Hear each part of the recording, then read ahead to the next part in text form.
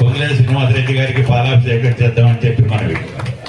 రేవంత్ రెడ్డి గారిది పెట్టి అందరిది మంత్రులు పెట్టి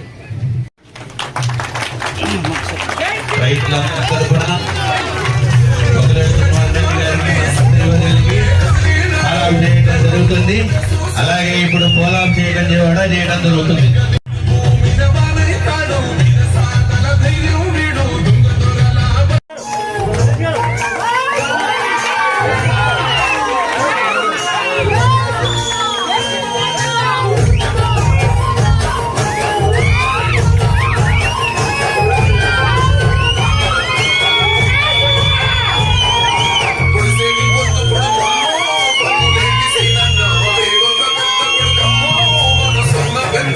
మొబైల్స్ డౌన్ చేయండి.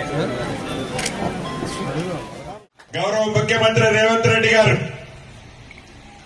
తెలంగాణ రాష్ట్రంలో పేదవాళ్ళు ఎవరైతే ఉన్నారో అర్హులైన వాళ్ళందరికీ ఈ రాబోయే 5 సంవత్సరాలలో అర్హులైన ప్రతి ఒక్కరికి ఇందిరమ్మ ఇళ్లు ఇయ్యాలన్నదే ఈ ప్రభుత్వం యొక్క లక్ష్యం. ఆనాడు ఎన్నికల టైంలో ఏవైతే వాగ్దానాలు చేశామో 6 గ్యారంటీలు చెప్పామో 6 గ్యారంటీలలో 5 గ్యారంటీలని ఇప్పటికే ఇచ్చాం.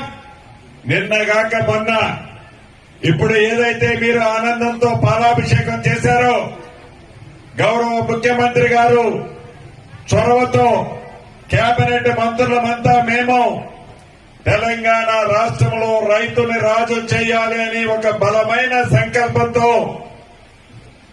గత ప్రభుత్వం లాగా మాటలతో కాకుండా గత ప్రభుత్వం లాగా రైతులు రుణమాఫీ చేస్తాము అంటే 10 సంవత్సరాలు తీసుకోకుండా అన్న మాట ప్రకారం రాబోయే 2 నెలలలోనే అంటే జులై నెలలో మొదలుపెట్టి ఆగస్టు నెల పూర్తయ్యే లోపు అర్హులైన ప్రతి రైతన్నకి 2 లక్షల రుణమాఫీ సుమారు రాష్ట్ర వ్యాప్తంగా 31,000 కోట్ల రూపాయలని ఈ ప్రభుత్వం రైతన్నులకి రద్దు చేయబోతుంది.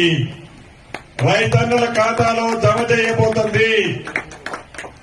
నిబద్ధత గల ప్రభుత్వం, పేదోడు ప్రభుత్వం, ప్రజల కోరుకునే ప్రభుత్వమైన మీ ప్రభుత్వం ప్రజల కోసం పేదోడు కోసం పనిచేసే ఈ ప్రభుత్వమని మనస్ఫూర్తిగా ప్రతిపక్ష వాళ్ళ గోల మీరున్నారు. ఆ కాకి గోలని తల తన్నే విధంగా ఈనాడు మీ దీవెనలతో వచ్చిన ఇందిరమ్మ ప్రభుత్వం పని చేస్తుంది. భవిష్యత్తులో కూడా ఇంకా కొన్ని హామీలు అమలు చేయాల్సింది ఉంది. రాష్ట్ర ప్రభుత్వం సుమారు 7 లక్షల కోట్లు అప్పు చేసిపోయింది. గత ప్రభుత్వం